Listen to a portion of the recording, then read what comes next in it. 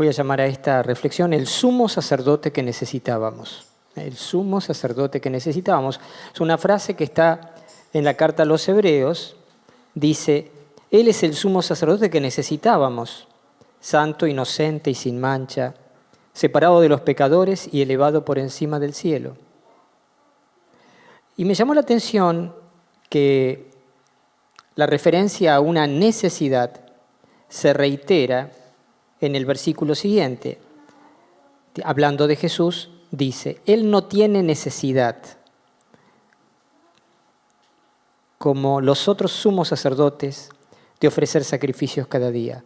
Él es el sumo sacerdote que necesitábamos. Él no tiene necesidad, como los otros sumos sacerdotes, de ofrecer sacrificios cada día.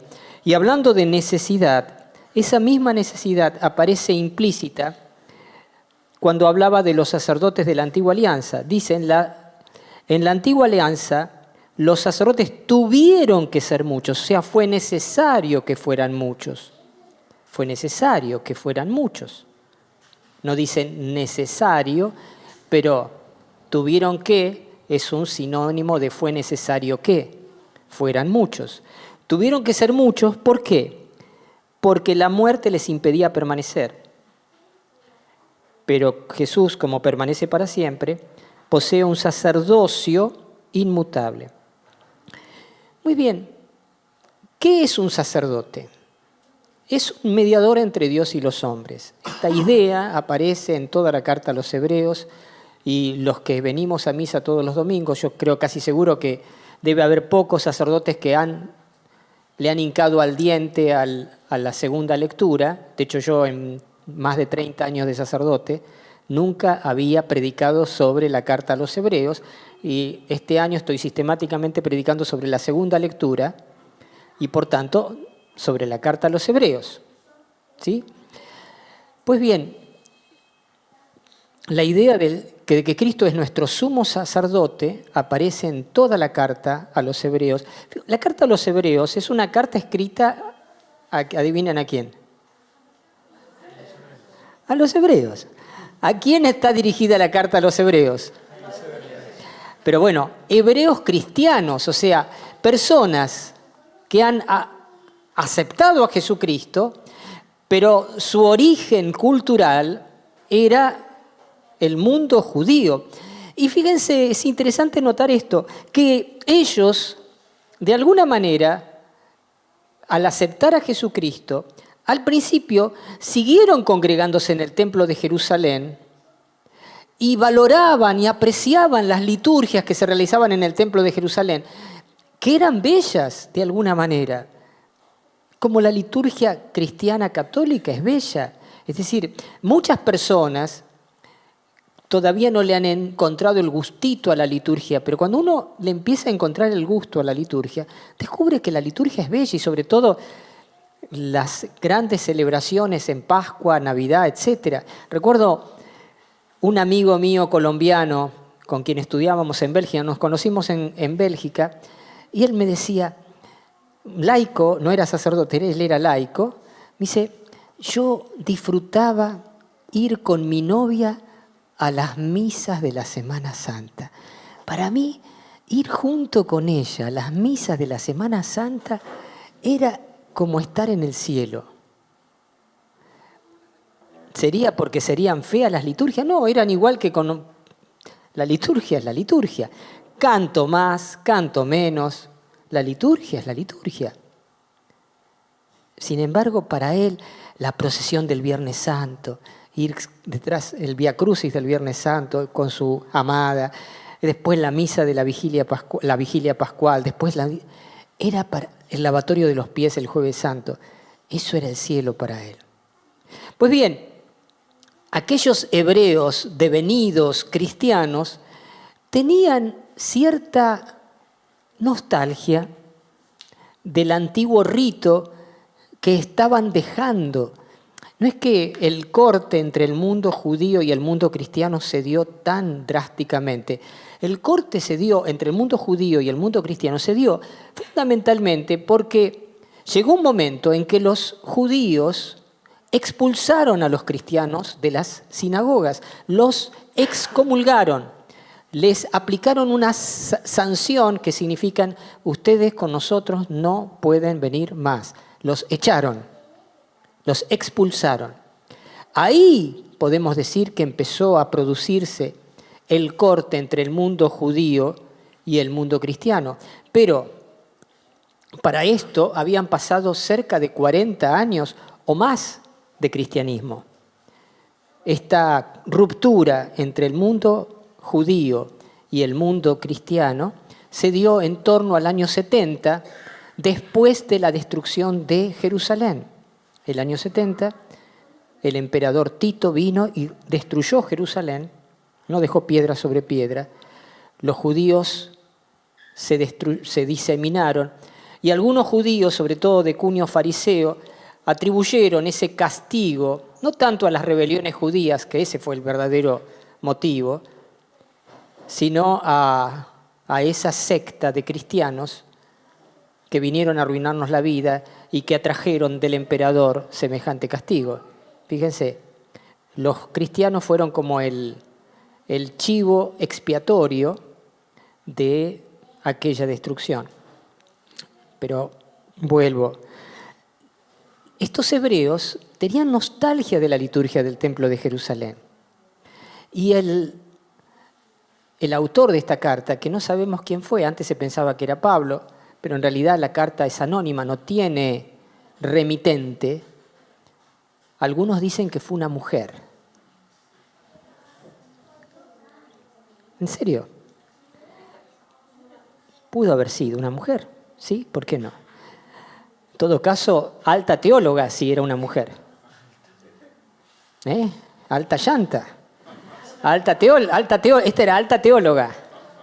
El otro día, hablando de alta llanta, los presos, estaba en un pabellón. Alta llanta, padre. A cada rato. ¿Usted no ve eso? No, la verdad que... ¿Y a qué hora es? Es los domingos a las 9 de la noche. Bueno, si es ahora estoy en medio del jaleo todavía. Bueno, está bien. Que me dijeron que es Capusotto, que alta llanta. No, ya está. ¿Ustedes lo ven?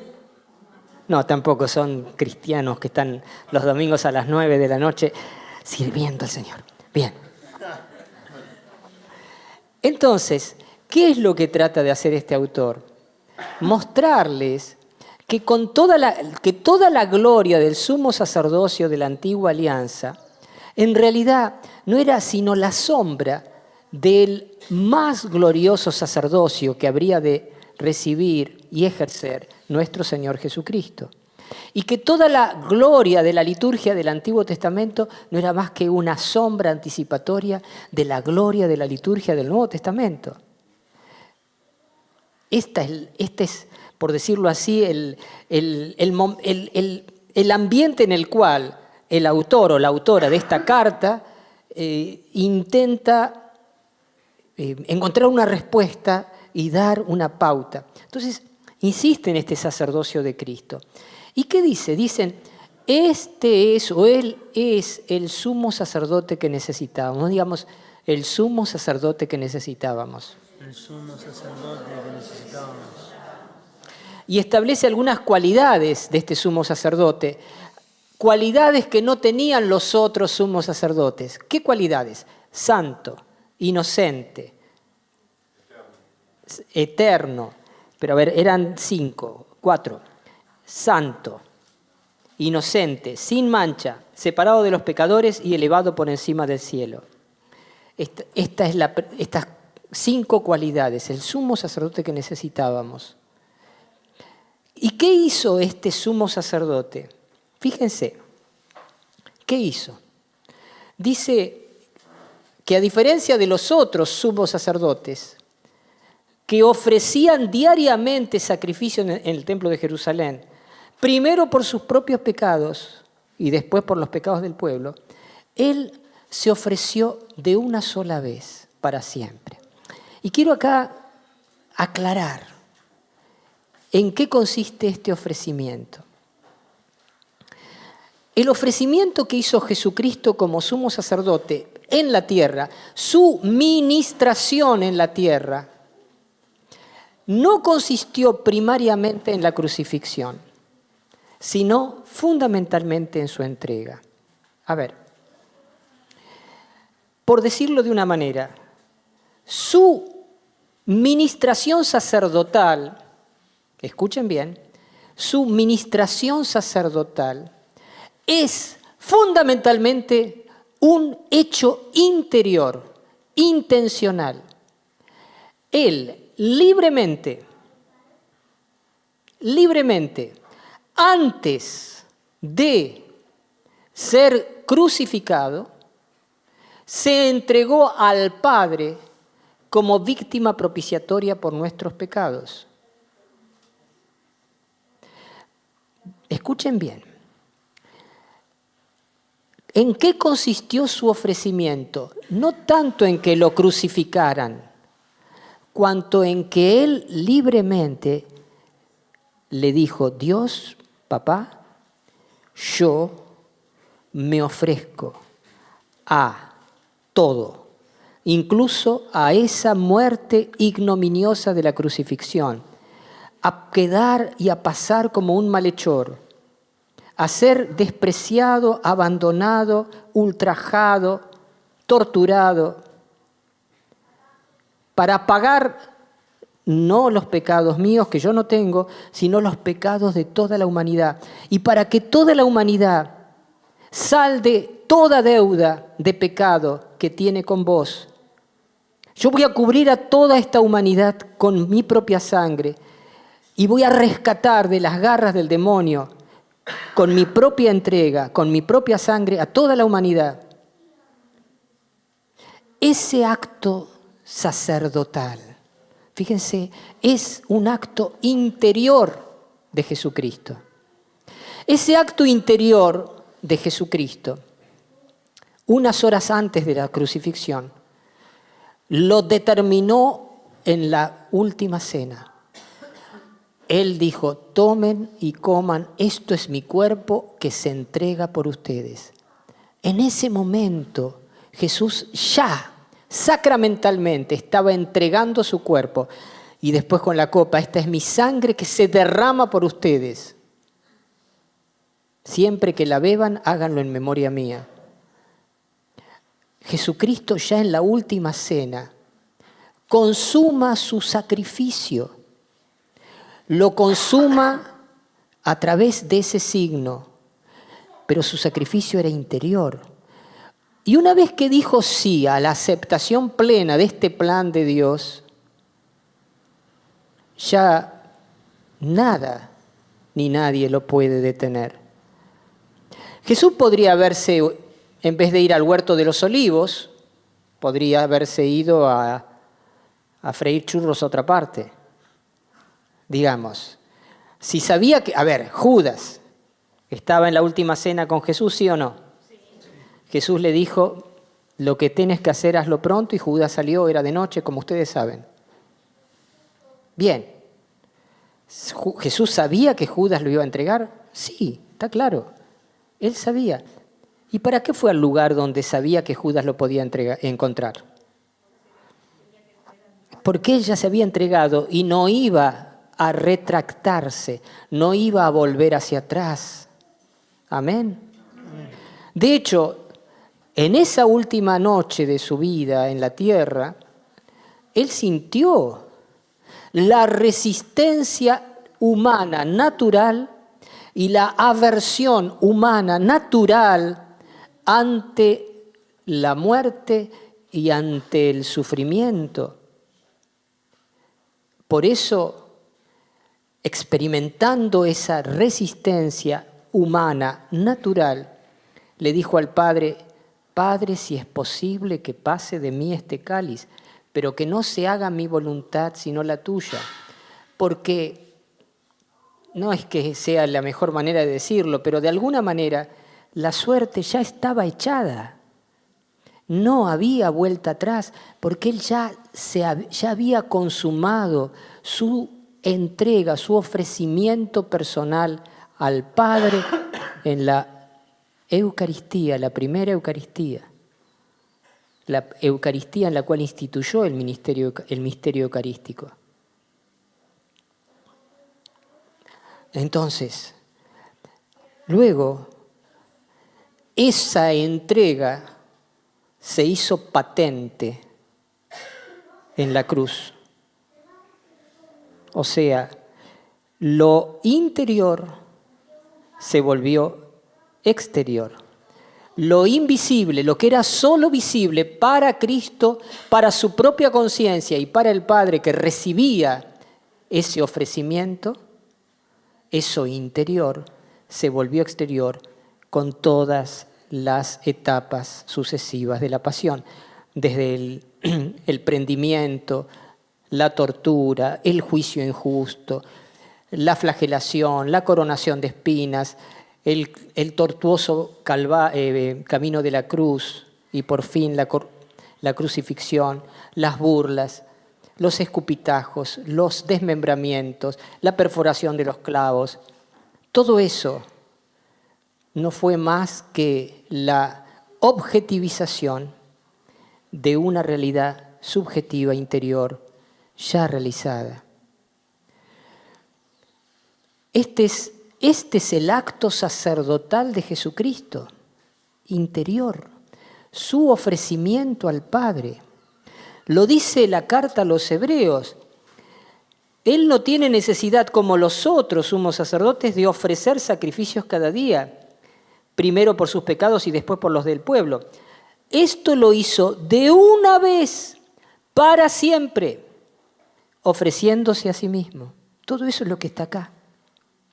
De una vez para siempre ofreciéndose a sí mismo.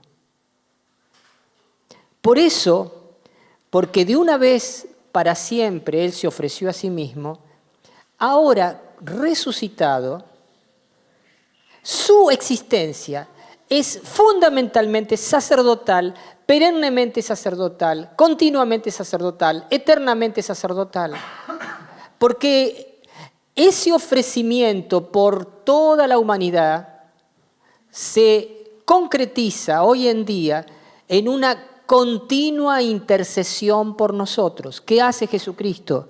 Él intercede. Dice, Él puede salvar en forma definitiva a los que se acercan a Dios por su intermedio, ya que vive eternamente para interceder por ellos. Vive eternamente para interceder por ellos. Vive eternamente para interceder por ellos. Está vivo. E eternamente, ¿qué hace? Intercede. Padre, lo mismo que te dije cuando acepté ofrecerme por la reconciliación de todos los hombres, lo mismo que te dije cuando acepté derramar mi sangre para pagar el precio de la redención, del rescate de las garras del diablo de toda la humanidad. Eso mismo te lo digo ahora, por todos y por cada uno de los seres humanos que pueblan la tierra, que han poblado la tierra, que pueblan actualmente la tierra y que la poblarán en el futuro. Él vive eternamente para interceder por ellos. ¡Qué bárbaro!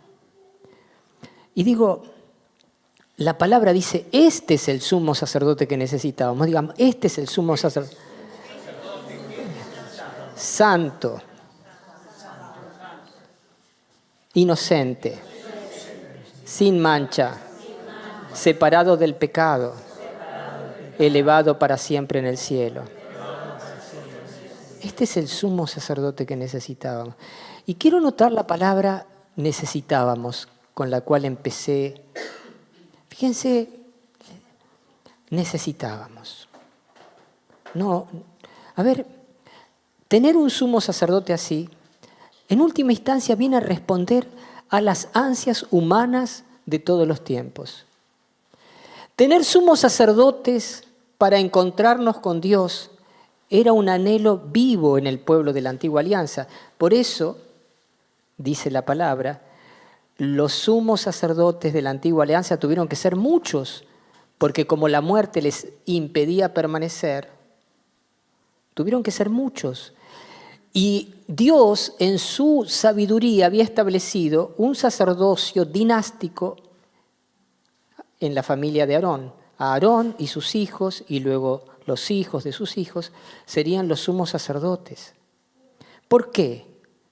Porque el pueblo los necesitaba. Fíjense que toda la Biblia está transcurrida, atravesada por una idea fundamental. Dios es inaccesible, es eterno, maravilloso, inmenso, gigante. Dios no es un muñeco a nuestra disposición que podemos usar de Él cada vez que... No, Dios es Dios, es el Señor. Y hay una inaccesibilidad absolutamente imborrable en el vínculo entre Dios y nosotros. Por eso necesitamos de mediaciones. Toda la Biblia habla de mediaciones. La mediación de Abraham, la mediación de los profetas, la mediación de los sacerdotes. O sea, necesitamos de mediaciones. Y de hecho, cuando uno dice necesitamos de mediaciones para nacer. Sin la mediación de nuestros padres no habríamos nacido. Necesitamos de mediaciones para aprender. Sin la mediación de nuestros padres y maestros no habríamos aprendido. Necesitamos de la mediación de los médicos para curarnos y de otros profesionales para asistirnos. Necesitamos de la mediación hasta del verdulero de la calle Menedo y Congreso para comprar unos tomates y puerros y ajos y perejil y manzana, banana, etc. Necesitamos de... Esa es, te hice propaganda, che. Necesitamos de mediaciones. Fíjense, frente a esto, esta necesidad de las mediaciones, el Nuevo Testamento ratifica esa necesidad de mediación. Nada más que ahora nos dice, Jesucristo es el gran y único mediador entre Dios y los hombres. Y fíjense, al pensar en esto, me venía que uno de los problemas de la evangelización de nuestros tiempos es que se ha borrado de la cultura esta necesidad de mediación. Ejemplo, yo creo en Cristo, pero no en la iglesia. A mí, ayer una señora me vino a orar por su hija que está enferma. Yo creo en Cristo, pero no en la iglesia. Dice la hija, ¿no? Lloré, por supuesto, pero para mis adentros pensé, va a boicotear toda bendición. Porque le dije, ¿por qué no la trae usted a su hija? No va a querer si ella está anticura, anti-iglesia, anti-todo. Dijo, ¿va a dar resultado? Puede, Dios sabe. Sí, pero es una buena persona, padre. Es honesta, es buena, es recta, sí. Pero para llegar a Dios no hace falta solamente ser honesto, recto y bueno. Es más simple que eso y más complejo que eso. Porque Dios es trascendente. Dios no es, Dios, me fumo un cigarrito, te tiro un besito. Dios no es una proyección de mis propias realidades interiores. Pará. Dios es Dios. Fíjense, yo creo, hoy esta mañana lo decía de esta manera en mi parroquia. Hemos cometido un error pastoral también, tanto en la predicación, en la catequesis. ¿En qué sentido? Y que hemos suscripto a esa cultura de la no mediación. Por ejemplo, no les insistamos a los chicos que vengan a misa en la catequesis. No, porque ellos... No les insistamos, porque los chicos se aburren en la misa. Qué diferente que ese es John Jairo, que amaba las liturgias en compañía de su amada. Los chicos se aburren en la misa, ¿viste? Es un embole, ¿viste? Y encima está Juan de la Cruz acá, ¿viste? Se me duerme el pobre, ¿viste? No. Padre, tengo una sobrina que no es bautizada y mi hermana, la madre, dice, cuando sea grande que decida por ella. Bien. Pero bueno, esto es tu sobrina, pero a ver, pensemos, y esto lo digo, pensemos en los hijos y nietos, jóvenes y adultos de nuestros agentes de pastoral. ¿Cuántos de ustedes, agentes de pastoral, miembros del grupo de oración, que están perseverando, creciendo, tienen sus hijos sirviendo a Dios con ustedes? ¿O sus hijos están en la vereda de enfrente? No van a misa ni que le paguen, pero son buenas personas. Nadie dice que no sean buenas personas. Digo, ¿alcanza a ser buenas personas para alcanzar a Dios? No es, a ver, en el fondo, no es un acto de soberana soberbia pensar que yo no necesito de la mediación de otro. A ver, les cuento, esto lo decía el padre Orsi, yo me acuerdo, tenía aquí 14, 15 años, un retiro que dio el padre Orsi.